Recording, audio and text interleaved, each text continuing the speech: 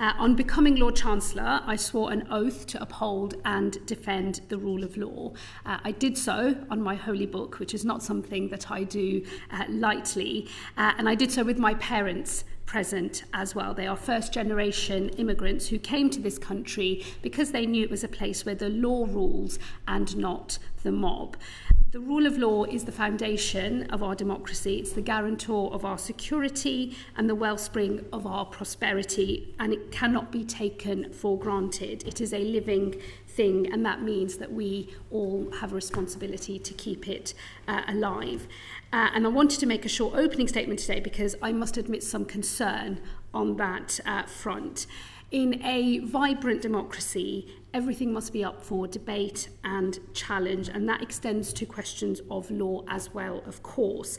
It also extends to judicial decisions, criticism of which, as Lord Reid of the Supreme Court noted in a recent speech, is an aspect of judicial accountability.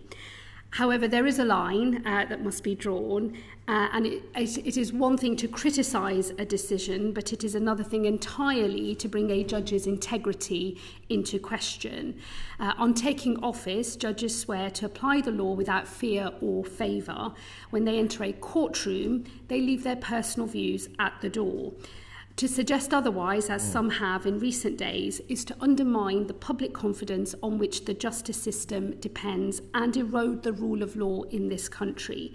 Attacks on judges also have a very human consequence, risking the security of the public servants that we rely upon to guarantee our safety. And I've been appalled by some of the language used in relation to our judges, particularly in recent days, and the disclosure of personal information that places them at risk, including, unfortunately, by those who seek high office and who should, frankly, know better.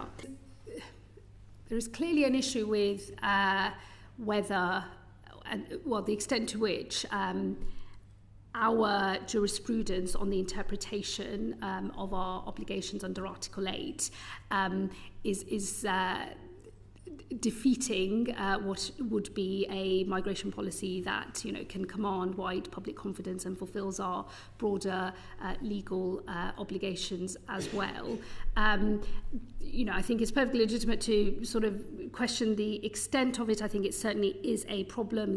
That is certainly the view of the Home Office. And also, interestingly, if you talk to colleagues across Europe, there is a view that Britain is maybe more at the maximalist end of the spectrum when it comes to interpreting how we might comply with our international obligations, and don't have to be at the maximalist end of the spectrum in order to be in compliance. And again, these are matters of debate as well, but where you draw the line of what you have to do to actually be compliant is drawn differently by different member states across the Council of Europe, and I think it's perfectly fine for us to question whether we have drawn the line in the right place, and the work that the Home Secretary is doing has both, you know, fresh guidance, secondary legislation or primary legislation all on the table as potential options. But as I say, the Home Office have done their immigration white paper where this work was a part of that, and they will be saying more a little later in the autumn about progress on that front.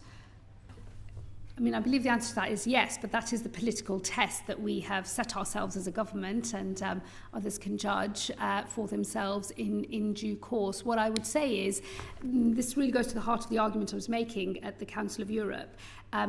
We start as a government from a position of believing in this convention and wanting to defend the independence of the court and the judiciary that sit in that court. So we're not wanting to play, as you might say, populist politics with it. You know, we go in with from a position of believers in what the convention is trying to achieve. And if people who want, who support this instrument and who want it to work can't have this debate in a sensible way, then, I mean, honestly, there's no hope really at all. Well, yes, if you withdraw, you're in a club that currently has 2 members, and then we would be a third. We're not. The position of our government is the direct opposite of that. Right. Yes, there are obviously, it's a matter of political debate, rather intense political debate at the moment.